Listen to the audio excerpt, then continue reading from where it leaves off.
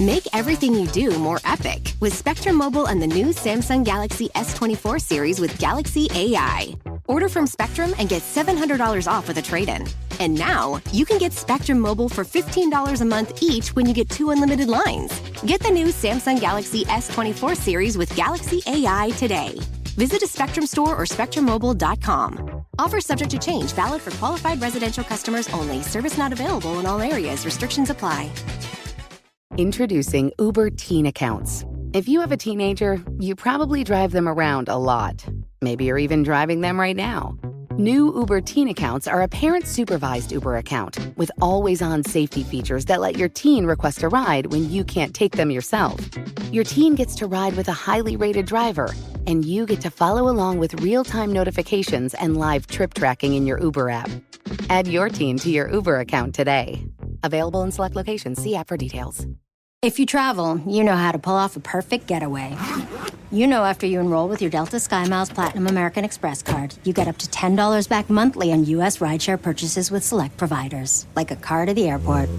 You know which remote retreats have the best herbal baths, and where the Wi-Fi password is rarely used. Because you're the escape artist. It's why you're a Delta SkyMiles Platinum American Express card member. If you travel, you know. Terms apply. Purchases must be on card. Visit go.amex/you-know. Hi, I'm Nedra Glover-Tawwab, and you need to hear this. This week, I'm in conversation with Dr. Raquel Martin. We'll be in conversation about intentional parenting. Whether you are a parent or you are an adult child, if you are thinking about becoming a parent, I think this is a wonderful episode for you to tune into. Dr. Martin, I am so excited to have you on this show. You have a huge following on Instagram and I'm sure other platforms. Your work centers on mental health and relationships, and I am always amazed by your videos on parenting in particular.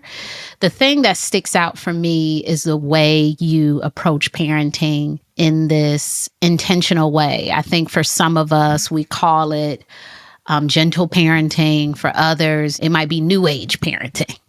But I like to think of it as parenting with intention and treating children as people, which is, I guess, new age. Maybe it's more new age. But tell me a little bit about how you develop your personal and professional practice of parenting. So I always state that I just parent like my children are human beings. Because some people will be like, are you gentle parenting or are you conscious parenting? And I'm like, I don't know either of those frameworks. And as a scientist, I'm not going to subscribe to something that I haven't done a full literature review on. I just treat my children like human beings. I lead with the aspect of respect instead of obedience. You know, obedience builds resentment. Respect builds relationships, but it also takes more time. And it's also from, one, I was parented in an amazing way. Also, though, training in trauma-informed care, trauma-focused cognitive behavioral therapy, child trauma, dealing with assault and attachment disorders, and learning parent-child interaction therapy. Like, there are so many modalities that I had to learn through my training that some things I was like, oh, I'm all for this. Some things I wasn't. But the underlying aspect was just being more intentional about all of the encounters that you have, slowing down. I always state that I try to regulate myself so I can co-regulate my children, and then kind of just chill. People always ask like, oh, is it easier being a family psychologist? And I said, no, just because I know it's developmentally appropriate for him to throw that item doesn't mean I don't want to rip my face off every time he throws that item. My husband asked me the other day, like, is it normal for him to be this dramatic? I said, yeah, it's rough, ain't it? Like, it doesn't make it any easier. When we have the freedom to be that dramatic. Yeah, he has the freedom to do that. Yeah, some of us never had that freedom. So we think it's weird when children are not listening or throwing stuff. It's like, oh my gosh, what's wrong with these kids? It's like, they're free. They feel comfortable being themselves. Yes. One of the teachers at my oldest, because I'm a 4-year-old and a 20-month-old, she was like, I dropped off books because there aren't many books that look like my baby in his school. I'm in Nashville, Tennessee, which is pretty typical. And I already know teachers already have enough on their hands. So I just buy the books and give them the books. Like, I'm not expecting y'all to do anything else. You guys already have to decorate your whole stuff and do everything. And when I was dropping them off, she said, I just told Russell, like, I can't wait to our parent teacher conference, because she said he does not listen. I said, he don't, do he? Well, here are these books. I'm gonna see you on Thursday. You're not telling me anything I don't know. He's used to being at home with Pop and Gigi, or Mama and Dada, or Titi and Lulu, whose whole entire world is, Russell, what would you like? Do you have any questions? You always are going to get a turn because it's just you, versus going to school and him being like, hey, my hand is raised. What do you mean you're not going to call on me? I am Russell. You're not going to call on me? Like, there's going to be a transition. And I had the conversation with my husband, and he's just like, should we be concerned? And I said, no, there's going to be some transition between him getting all the attention from people who are enamored by their grandbaby and their baby, than people who are amazing at their job, but they also have like 15 other kids in the class. So I just get used to, I let my child query. When it comes to disrespectful, I enjoyed my child going toe to toe with me. And I know that seems like a lot, but he is such a critical thinker. Is it exhausting? Yes. Have I said to him recently, my new thing I say is like, be smart in school. Okay. Just answer the question. But he goes toe to toe with me with questions, and he's not disrespectful. He just has queries. And I genuinely love it, because if you can't ask your most salient relationship questions, if you don't feel comfortable, like with the person who is around you your whole life, asking them questions or problem solving, then like, what do I expect for him when he's in a different scenario and there's an adult and something doesn't seem right, or it makes him feel uncomfortable, like in his body? Like, what can I expect? I always state, like, your children should go a little toe to toe with you, right? Like, it's a dangerous place to have children who just blindly follow people just because they're adults, despite like what it makes them feel, how they feel in their body, whether it feels yucky. Like, that's a dangerous place to be.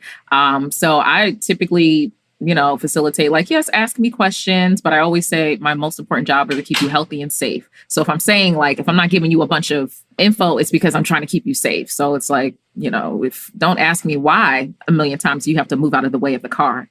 Move out of the way of the car, honey. And we'll talk about that in 5 minutes once we are out of the way of the car. But I always try to apologize to my child, make mistakes in front of my child, normalize mistakes, and just have normal conversations with him, which are getting more fun as he gets older, because I don't know if it's all children, but he's a little like witty, which I'm just like, he has like a dry, corny humor, which I love because I'm a very corny person. So when he makes these corny jokes, like, I'm on the floor dying laughing. And my husband is just like rolling his eyes, like, I'll give it a chuckle, but I'll laugh about it all day because he's just like funny.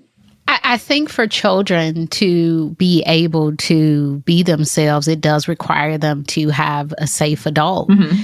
And there are some adults, because of who they are and because of their, I would say, lack of mental health care, it makes sense for them. It may have made sense for them to raise children who just followed, right? Yeah. Because a kid asking questions is like, what are you saying about me? I can't tolerate the discomfort of having to ask it. So it might be easier for me to say, don't ask me any questions, right? Yeah. Just do what I said. And I think sometimes when you grow up in that environment, it feels like, oh my gosh, I can't talk to this person. But it's really a lack of, this person being able to withstand any accountability. Because sometimes kids do have really good questions that are like, yeah, that adult wasn't right. And that could be offensive to an adult with a really fragile ego. And I think sometimes kids are just talking, because they're trying to figure out the world, make sense of it. And when you have an adult who hasn't processed these things of, I'm just thinking like, why didn't your husband help you with dinner? It's like, be quiet, kid. It's like, seems like a reasonable question. Yeah. Right? Versus me will be like a slow pan. Like, I don't know. Why don't we ask him, sir?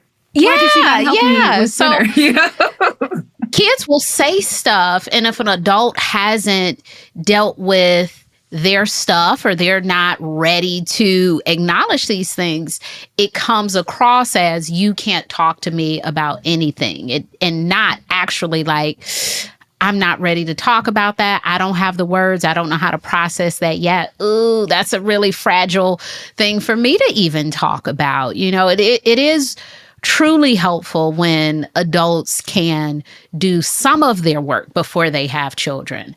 When you have children, I swear a lot of your work is presented in a way like never before, stuff you didn't even know.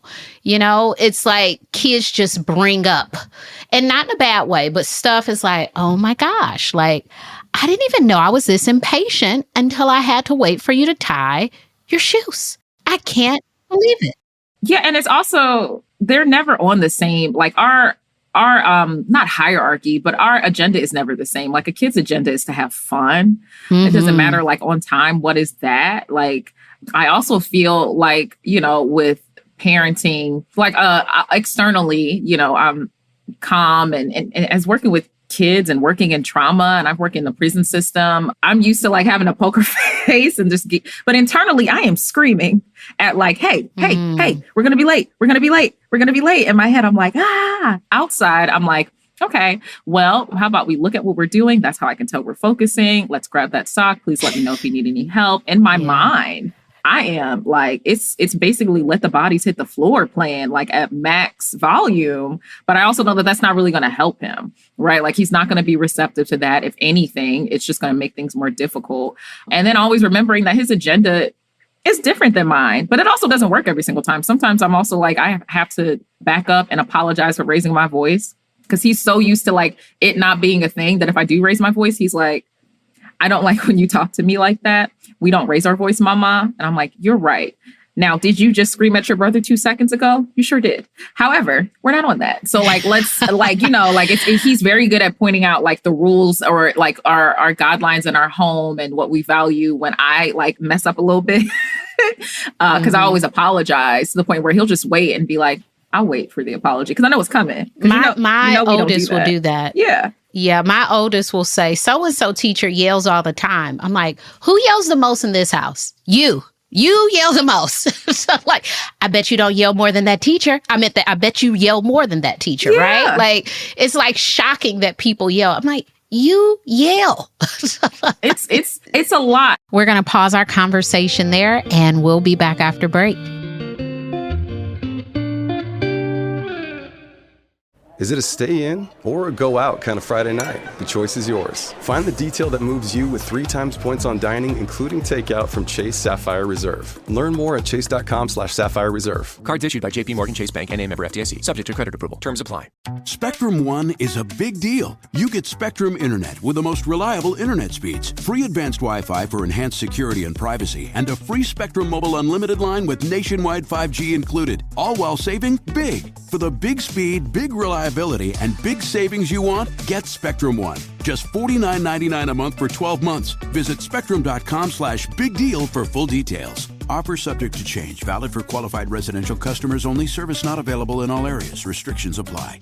Introducing Uber Teen Accounts, an Uber account for your teen with always-on enhanced safety features. Your teen can request a ride when you can't take them. You'll get real-time notifications along the way. Your teen can feel a sense of independence. You can follow their entire route on a live tracking map. Your teen will get assigned the top-rated drivers. Thank you. You will get peace of mind. Add your teen to your Uber account today. Available in select locations. See app for details. Let's talk about some things that might happen when parents have not done any emotional healing with their stuff as they're parenting. Like, what sort of things might come up for them? I think a lot of parents will be surprised by their reactions to scenarios. And it doesn't always mean it's a big scenario. Like there was a huge tantrum and I had a big response and I couldn't believe I had that big response. It could just be something as simple as a statement that brings something up for you that you haven't addressed regarding how you feel about yourself. If your child says they don't like a certain aspect of their self or their body or their hair or even their voice, and you're just like, I never really thought about what this would be like to parent, or that was also something that I didn't like when I was younger and I don't like now. So how do I address it? I feel like the biggest commonality is individuals being surprised by their reactions to things or their thought processes or statements that they say. And afterwards thinking, why did I say that? I don't 100% agree with that statement, but it was like a knee-jerk reaction, or feeling concerned that they don't always know the answer, because sometimes instead of slowing down, parents and caregivers feel the need to answer the question right then and there and not realize that it's okay to say, I don't know, but we can find out together, or I need time to think about this, or I never thought about it that way. Let's, dig deeper into it. Yeah, I remember early on, we had a scenario with a grandparent who said about my oldest daughter, like, I'm sure you're so happy she has your complexion and she's not darker. And I'm like, ooh, we don't have colorism issues. Please don't talk about that. And she was a baby, right? Like the baby didn't understand. But I think with children, like your stuff comes up, like that is your issue, and it's coming out in parenting and grandparenting.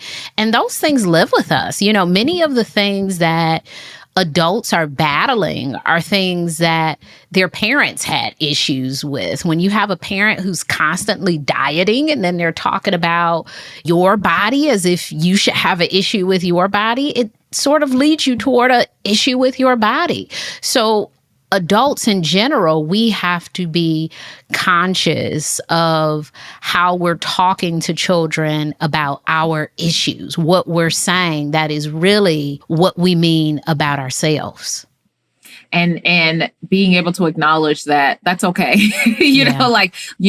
When things pop up, and just realizing that even if it's an automatic thought and not knowing how to process it, slowing down and being like, I did not know that it was embedded in me to have a preference of a different skin tone. Like, where did that come from? I identify as like very much pro-Black. And then that was my automatic first thought, and I said it.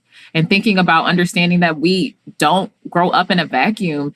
And when it comes down to it, these things are like, when it comes down to like stereotypes and things that are embedded in the system, these things are embedded in media and movies and, books. And how many times can you remember growing up and reading a book in school that had a protagonist that looked like you and wasn't in like the same character development or things like that? Like, a lot of times we find things that we have to do work on ourselves so that we can be even more intentional when it comes to parenting our children. For example, I just knew I was having like a million girls. I just knew I was just going to have like a bevy, like just the whole entire house was just going to be womanism all day. And we were just going to gang up on my husband every day. Like, that's what we were going to do, like quiz him on bell hooks quotes and, all this. And that's just like how I always imagined it, to the point where I was just like, I had this whole list of like teen books, and I would have these books according to age group, and they would all be like predominantly, women, Black girls and stuff like that. And then my first one was a boy. And I was like, nah, that's his leg. I think let's get somebody else in here because I'm having girls. And then the next one was a boy. And I'm like, no, well, okay. And I had to really reframe the aspect of the books that I was thinking of. A whole new set of fears came up in me about rearing, Black youth is difficult anyway, but rearing someone who's going to be, a young Black man. I had to think about that. Perceptions that I had. My husband and I had to do work about stuff just as simple as from, I don't know, if we're comfortable with them having certain color items, not we, it's not typically me, but like, or having to challenge certain things like affection. If you're not used to seeing family members be affectionate with boys, how do you feel that's going to come out in your parenting? I remember when we had a conversation about having a kitchen set that was like a way bigger conversation than I thought it had to be, but also just knowing that we're coming in with different things of the way that we were reared and stuff like that. Rough play. It's probably always going to be a state of contention when it comes to football in my home, because it's going to be a firm no, like just certain things come up and you don't even realize that. Like my son, he's so used to me making sure I finish work before he gets home that he would just come in the house and he would just know I'm in here. He would just walk in the house and start talking because he just knows like mama's in the kitchen or doing something like that. But I would leave work early to do that. And then one time I said something like, he asked me where I go when I went somewhere, and I said I go to work. And he said, no, dad works. And like when I tell you, I did not know how much. I was like, what do you mean? What do you mean? I'm not rearing a young man who doesn't think women don't work too outside of the home. But it was just because he's like, when I come home, you're home. Dad is the one who picks me up. So clearly Dad is at work and you're just biding your time until I get to come home and grace you with my presence again, Mama. Like, that's what your life is. But it brought so much out of me of not wanting to rear a child who doesn't think that women have the ability to work or be outside the home, and not having a woman waiting for you at home. And mind you, he was 3. And I was just like, hey, talking to myself, I'm like, I think this has escalated quickly, Raquel. I don't think that's what your 3-year-old meant. I put my foot in my mouth a few weeks ago. I work from home typically. I do go into the office a day or 2 a week. And my daughter had to stay home, and I'm always like, when I'm at home, I'm working, I'm doing all this stuff. But the day she stayed home, I had a spa day scheduled. And and she had to go to the spa with me and sit there through my massage and sit there through my pedicure. I'm like, I promise you, I'm at home working hard. That would be the one. That would be the one. Really? Just be honest. How many spa days do you really get? And that's the day that she's, actually, one a month. And that's the day she. I'm like, I am at home working very hard. I'm getting packages off the porch. I'm getting the mail out of the box. I'm making sure the meat is thawed by 4:00, and I am working. But you know what? That brings to mind, like, our children need to see us resting as well. I think about the rest that we did not see with some of the elders in our families, the women for sure. You know, sometimes men even. I didn't see a lot of resting. I had a grandmother who cooked breakfast, lunch, and dinner, and if she sat down, it was like she was still moving. She was one of those people who sat down and her leg would shake. It was like, I got to get up and do something, right? So it was like, you know, this constant like caretaking. You know, I was raised by a single parent who worked and came home and cooked and, you know, like all of this stuff. And so sometimes knowing that, hey, your parent is a person, they need a spa day, they need to go to bed early, they want to watch these, you know, shows on TV too. They don't always want to be doing and going. One of the things that I will say to my kids is, hey, everyone, I'm about to sit down. If you need anything, need it now. Like, once I sit down, I'm done.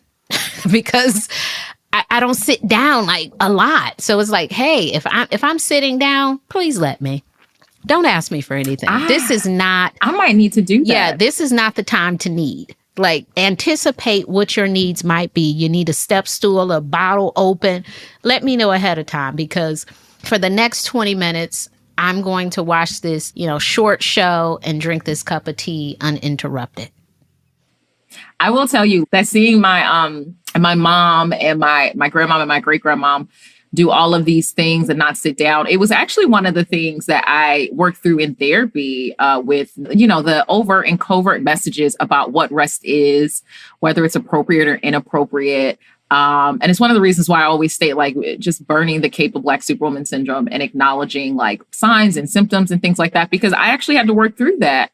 Because there's no way to give my children the parents they deserve if I'm never taking a rest, if I'm not modeling appropriate boundaries, if I am not sticking to things that I have decided will guide my behavior. Like, there's no way for them to get the parent they deserve. They deserve a well-regulated, well-rested, present parent. And when I am, you know, always picking them up when I don't feel like it, you know, which is violating my boundary of personal space, or when I am staying up late at night, even though I should try to get back all the time that I didn't have during the day, and I'm just staying up even though I'm tired, then I am violating my boundaries when it came to like what my sleep routine is. And then I'm cranky the next day. So like, I typically have to be aware of some of these things. You know, I just were embedded in how I typically saw women that looked like me as moms on TV, or read about them in books, or even my mom. I talked about it in therapy of being like, you know, I totally understand that beginning with the end in mind got me to where I am with like my bachelor's and my master's and my doctorate. But it's that doesn't serve me in a personal space. It served me in an academic space and a career space. But having to work through, why is it so difficult for me to sit down? And why do I think it's so normal to do like 50,000 things? Even though I can see in my mom, I want her to rest. Why can't I accept it in myself? And it's really important to model that for children. Like my oldest knows to say when, like, if he needs space, because if I get touched out, picking you up is just going to, really just like, it just feels overwhelming. So I let him know that I need space, or I'll like walk to the front room, or I'll read a book. And if he wants to read his book near me, he can. But I wanted to normalize, like, if I don't feel comfortable with doing something with my body, if I don't want to pick you up, and if I don't want to hug, then that's my right to have that aspect of consent. And I do that with him too. I ask him if I can give him a hug. I ask him if I can give him a kiss. I ask him if I can take a picture. I swear for like 6 months straight, I never had a kiss because it was a no. It was a firm no every time. And I made this joke, like, allowing your children to understand the importance of consent is difficult, because when my child tells me he doesn't want to kiss, I say, okay. And I said, I go and cry in the corner like an adult because, I don't want him to think that like I'm going to whine and beg and up the ante so that he sacrifices what he wants. I have to take a step away and be like, man, that sucks, but that's his right. And I think sometimes some parents will like, oh, but I really wanted a hug and I really wanted a kiss. And it's kind of just teaching your children that like, okay, well, their needs are more important than mine, so I need to sacrifice that.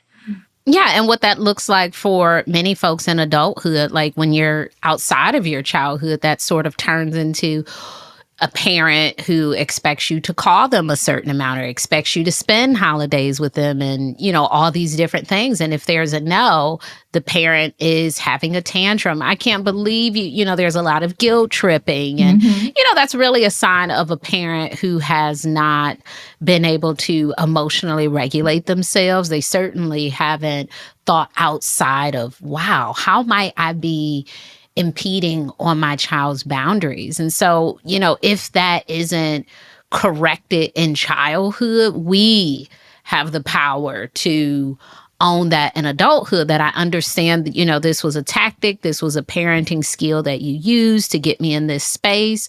But now I have the power to say no and not worry about how you might feel about it, or I have to clean up your feelings or help you when you're in the corner, that is something that you have to be able to do for yourself.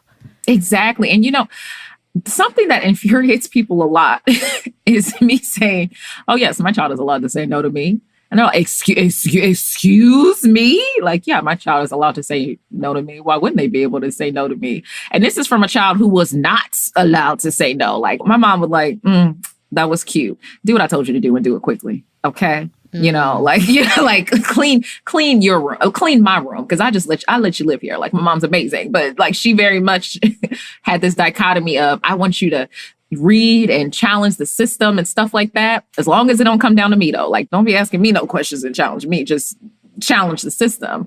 And with my oldest, we work on like making sure that we respect each other's no. And I have a 20-month-old, and Russell, my oldest, his thing was, oh, well, Jaden didn't say no. So now we got to the point of saying like, okay, so it's not only about verbally saying no, it's also about the fact that like you see him scrunching up his face when you try to give him a kiss. You see him moving backwards when you try to take something from him. And even though you're asking him to share, he's saying no, right? He's saying no through his behavior. Through his behavior. And I don't think I would have thought about that until, and this is what happens with a lot of parents, you don't think about it until the situation happens, because we had been working on respecting the verbal no, but my youngest couldn't talk. So Russell, of course, with his little cute self, well, Mama, Jada didn't say no. And I said, well, we also respect the nonverbal no too, right? Mm-hmm. Like, we look at facial expressions, we look at body language, we look at just him moving away. These are all signs that it is a no, right? And we also talk about, just because I'm rearing young boys, we also talk about the difference between like a coerced no and an enthusiastic no.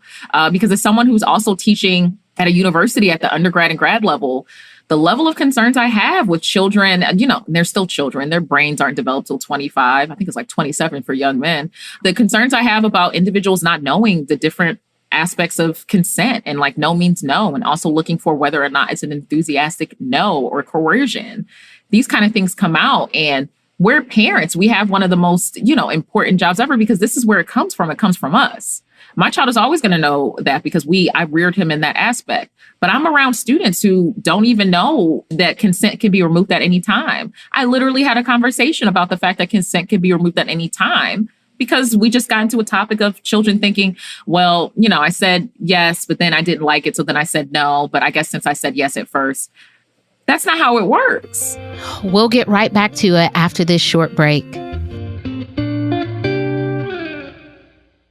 With an hour before boarding, there's only one place to go, the Chase Sapphire Lounge by the club. There, you can recharge before the big adventure. Or enjoy a locally inspired dish. You could recline in a comfy chair to catch up on your favorite show. Or order a craft cocktail at the bar. Whatever you're in the mood for, find the detail that moves you with curated touches at the Chase Sapphire Lounge by the club. Chase, make more of what's yours. Learn more at chase.com/Sapphire Reserve. Cards issued by J.P. Morgan Chase Bank, N.A. member FDIC. Subject to credit approval. Spectrum Mobile brings you our best deal to start the new year. Now you can get unlimited mobile for $15 per line when you get 2 lines. Spectrum Mobile includes nationwide 5G and the fastest wireless speeds with unlimited talk, text, and data. Switch to Spectrum Mobile Unlimited for just $15 per line for 12 months when you get 2 lines with no added taxes or hidden fees and no contracts. Start saving on your mobile bill now. Go to SpectrumMobile.com or visit a Spectrum store near you. Offer subject to change. Valid for new and qualified customers. Service not available in all areas. Per line activation fee, Spectrum Internet, and auto pay required. Restrictions apply. Introducing Uber Teen Accounts. If you have a teenager, you probably drive them around a lot. Maybe you're even driving them right now. New Uber Teen Accounts are a parent-supervised Uber account with always-on safety features that let your teen request a ride when you can't take them yourself. Your teen gets to ride with a highly rated driver, and you get to follow along with real-time notifications and live trip tracking in your Uber app. Add your teen to your Uber account today. Available in select locations. See app for details. On any level, whether you're a parent, whether you're a teacher, whether you're in the grocery store and you see a child, your aunt, your uncle, anyone listening, I think has the power to respect a child's boundaries. So it doesn't necessarily have to be their parent. It's wonderful if it's their parent, but what if it's your teacher? What if it's the school social worker? What if it's the lady in the neighborhood who understands that you don't want to give her a hug today? Like all of those points of contact are an opportunity for kids to feel a bit more confident about saying no. So you can be that empowering adult, whether you have children or not. I think sometimes we think like, oh, the parents have to do it. I have to do it with my niece. I have to do it with my cousins. I have to do it, when I'm chaperoning a field trip. I have to do it with all children. It's not just for my children. It is for, children in my community. When they say it takes a village, this is what the village looks like. It's like having boundaries in any setting. It's not just, oh, I will only do this with my children. It's, if a child doesn't want to talk to me as a stranger, I mean, I've had strangers challenge that. Your kid didn't say hi. Well, you're a stranger. Yeah. What? Why should they speak to you? Because of the obedience piece. It's because they want the obedience piece. It's obedience. It's because, I'm the adult. Oh, okay. Well, you're supposed to already obey displaying adults. the energy we don't want. Exactly. I mean, if that's your attitude, stranger, we don't do that energy. Let me go ahead and get my books out this library so I could go. Let me get me and my baby up out of here before we have a real problem. Let me go ahead and get my little chai latte, get on out of here. There's so many times parents or adults overall are saying like, you're supposed to respect people. And when I would deal with this in family therapy and they're like, my child isn't respecting me. And I said, okay, well, just to make sure we're on the same page, because I want to make sure we're utilizing the same vocab. What do you identify as respect? And their definition of respect is just blindly following them. It's not about building it over time. It's not about having you have the openness to share. It's about, if I ask you to do something, you do it. I don't want you to ask me why. I want you to do it quickly. I don't want to hear back talk. And I said, that's obedience, right? Like that's not respect. And I feel like it's very difficult for people to provide something that they didn't know they had the wrong term for, because one of the things I also get when it comes to parenting and psychology is people really mix up boundaries versus rules. And I'm like, well, someone can violate a rule and your boundary still stays firm. So those are two different things.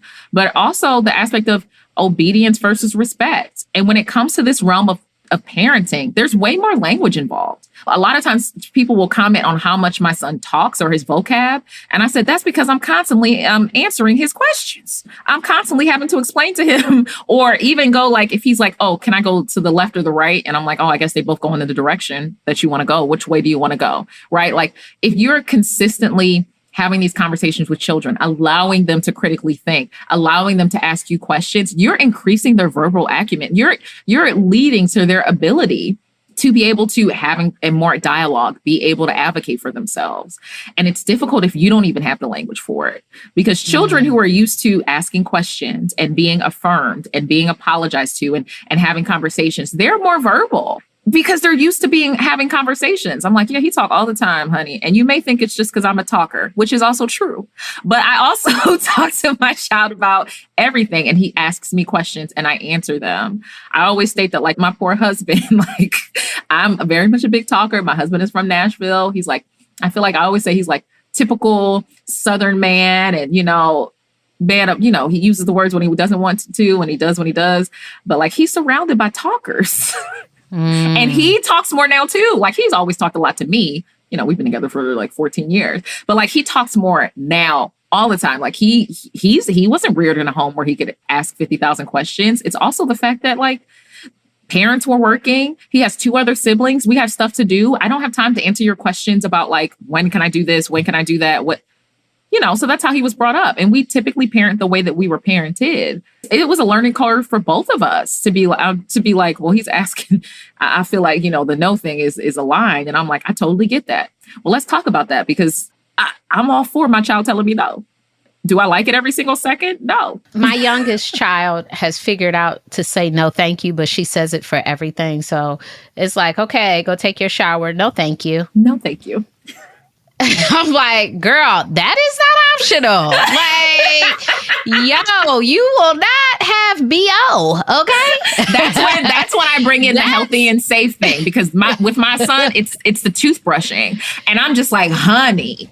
And he always wants to be so close. And I'm like, sir. Oh, like, my goodness. Like, right. And that's when I bring up the healthy and safe thing. Like, listen, now, no, thank you. I get that. But like, if you don't brush your teeth, all those germs, you're going to swallow those germs, or you're going to get sick. And he loves school so much. And I said, and then you're going to miss school, because we don't send kids to school. So you brush your teeth, or you're going to have to stay home for school eventually, because you're going to get sick, right? Like, my most important jobs are to keep you healthy and safe. Luckily, that works sometimes, but I still have to repeat it like 50,000 times. Like, the level of patience I have to have. And to be honest, I don't always have it. Like, there are times when I have to apologize and make that statement. And the best apology is change behaviors. I have to apologize for, I'm sorry I raised my voice because it's time to go and we were rushing. Next time, I'm just going to get you up earlier so that I get used to the fact that you like to skip 20 times between the living room and the kitchen before taking one bite of the waffle, like, because part of that is me. A lot of the solutions are stuff that I have to do. Like, I would love to sleep till 7, but you take an hour to get ready. So now we both up at 6. Like, does it suck? Yes. But this is what we have to do, because his agenda is fun. He's not going to rush quicker. And sometimes I get it wrong. Like, raise my voice, apologize, talk about how I'm going to change it and work on it next time. Like, that's it. But I'm not going to get it right every single time, because it is frustrating. And I do have things to be on time for. And I can't keep dropping you off late. There's no reason that the front desk woman should know me, my name, and my favorite color. Like, there's no way she should know that. I got to check him in so often. What's up, Raquel? Nothing much. What you doing today? What you got for lunch? What you got for lunch today? Mind you, it's because my child is always late. It's just like, what she knows me. What I'm hearing in this is, whether you have children or not, this is a beautiful opportunity for us to figure out what we did not get and to work through those things. That patience. I hear patience coming up a lot. Like, how have we become impatient with ourselves? How have we not explored our boundaries for personal touch or conversations with other people? I'm hearing a lot of the parenting work and for sure, like the challenges that you have with your children or with other people is really about you. And I think that's what relationships are about, right? Like it's teaching you like this is your area of growth. The things that are easy are the things that are easy. It's very easy for me to, listen to people. It can be a little harder for me to be patient with them. For others, patience comes a little more. So the challenges we have with people is revealing, those spaces if we want to be in relationship, where we may need to continue some of the work. And we have to ask those really hard questions of, what did I not get and what do I need? Yes, I always say that's the biggest thing in terms of communication breakdowns when we're talking about conflict, like in session or in class, when I'm talking about conflict with others or family members or even self. And I challenge individuals to ask yourself and ask the person like, okay, you're having a disconnect. What did I get versus what did I need? Like I got solutions and I needed a listening ear. Right. And even just acknowledging the fact that typically if what you got was what you needed, you're not really having difficulty with the conflict. But even just normalizing the fact that you have to teach people how to treat you at times. Not everyone's going to know how to treat you, especially if you don't know how to treat yourself. You mentioned such a good point of like, where are you not being patient with yourself? And most of the time, there are so many realms where individuals are not being patient with themselves or shaming themselves. And I always say, like with shame, and it's like a coin. One side is shame, the other side is compassion, right? You have to acknowledge that. So it's hard to provide children and provide others, whether they're your children or children in general, with things that you don't provide to yourself. Like parenting is all about modeling. I very much, my children are not my world. I always say like, I heard it described once like they're in my galaxy, like they're one of the planets, but I'm not. Sometimes we about to go to the sun, you're, Mars and Pluto or whatever. But it's also the fact that like, I want to model normal experiences. I consider it to be one of the most important things that I do because I'm contributing humans to this world. I want to normalize certain experiences. I want you to get used to conflict doesn't require degradation. It's not conflict that's the issue. It's poor conflict resolution. We're going to disagree. Let's talk about that. I need space. Let's talk about you providing space. We talk about consent and me providing compassion to myself. So I know that they deserve a well-rested parent who has activities outside of them. I don't want my children to have an unhealthy barometer of, well, everything was sacrificed for me. Nobody ever said no to me. Because it's a dangerous space where no one says no to you. So you think it's odd for someone to say no to you.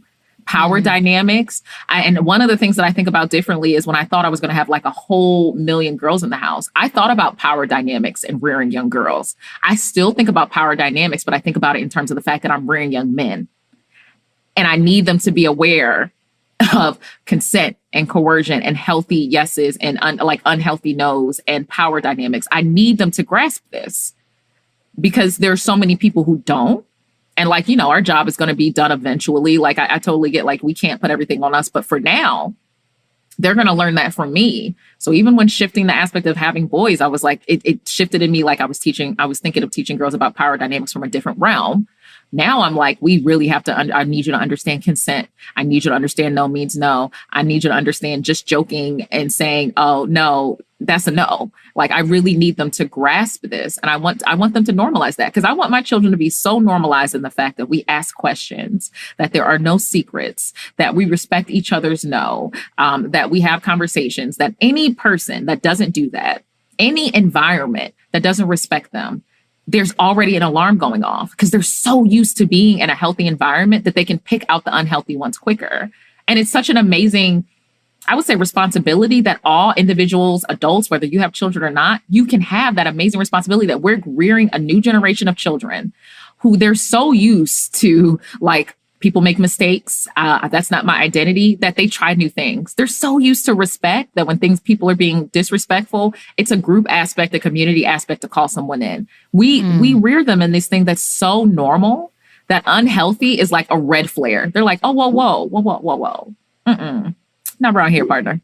Not around here. That's not what we're doing. I feel like it's such an amazing job to have and another amazing, even responsibility with community, because it doesn't just have to be your child. You can respect, just like you mentioned on the field trip, you can respect a niece and a nephew. It's just, if we can create a new generation of, stuff. A lot of people really get bogged down on, I was raised differently. And I always say, listen, as a psychologist, do you know the results of how we were raised? Because I do. I wrote my dissertation on it. Like it's not, here are the results of the 90s. Here are the results of the 80s. So why can't we choose different?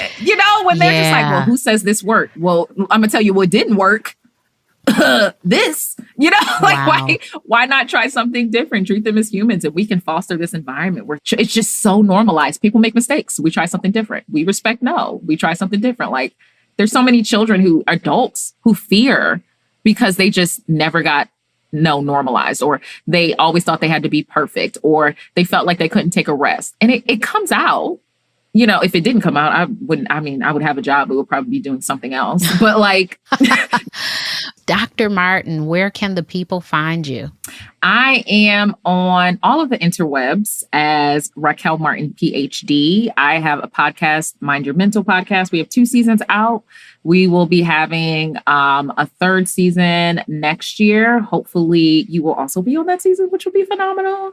Yes. But I post pretty regularly just about like mental health content, talking about how my children have how I work for them and what they asked me to do that day, and just trying to normalize the aspect of, it may feel tough because it is tough, but it's you always have an aspect of community and safe space where you're able to get education and possibly a chuckle, because it's very difficult for me to stay serious for even a 90-second video. Like I could never, I'd be like, and then I just say something inappropriate and I'm like, yeah, well, what was that? 20 seconds? We tried. Like we really tried.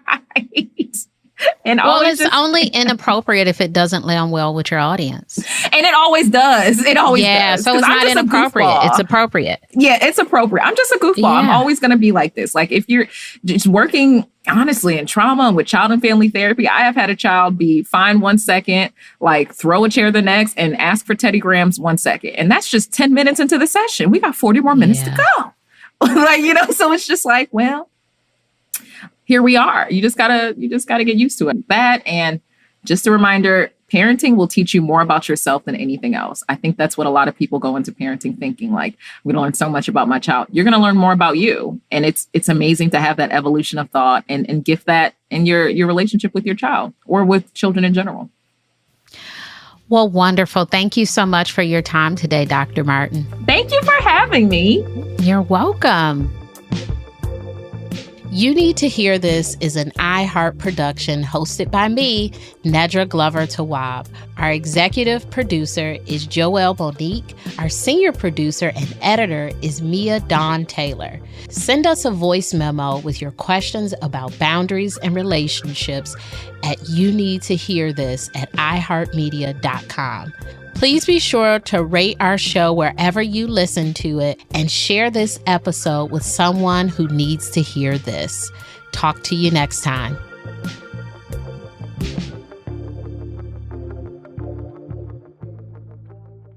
Introducing Uber Teen Accounts. If you have a teenager, you probably drive them around a lot. Maybe you're even driving them right now.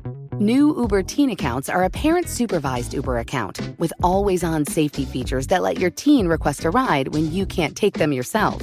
Your teen gets to ride with a highly rated driver, and you get to follow along with real-time notifications and live trip tracking in your Uber app. Add your teen to your Uber account today. Available in select locations. See app for details. You deserve to treat yourself, so turn your tax refund into a U fund and give yourself a Straight Talk Wireless Extended Silver Unlimited plan and get a new Samsung Galaxy A14 on them. You can get a great everyday value on wireless with Straight Talk's Unlimited plan starting at $25 a line per month for 4 lines. You'll save so much you'll be enjoying that refund all year long. It's the refund that keeps on refunding. Find Straight Talk at straighttalk.com or at your local Walmart store. Taxes and fees not included. Offer valid through 4/14/24 while supplies last. Online only. Must purchase a Straight Talk Extended Silver Unlimited plan to qualify. Limit of 5 phones per customer. Family plan discount with 4 lines, all on the Silver Unlimited plan. Not combinable with autopay discount. You're at a place you just discovered. And being an American Express Platinum card member with global dining access by Resi helped you score tickets to quite the dining experience. Oh, okay, chef. You're looking at something you've never seen before, much less tasted. After your first bite, you say nothing because you're speechless. That's the powerful backing of American Express. See how to elevate your dining experiences at americanexpress.com/withAmex. Terms apply. Amex. Terms apply. Amex. Terms apply. Amex. Terms apply. Amex. Terms apply. Amex. Terms apply.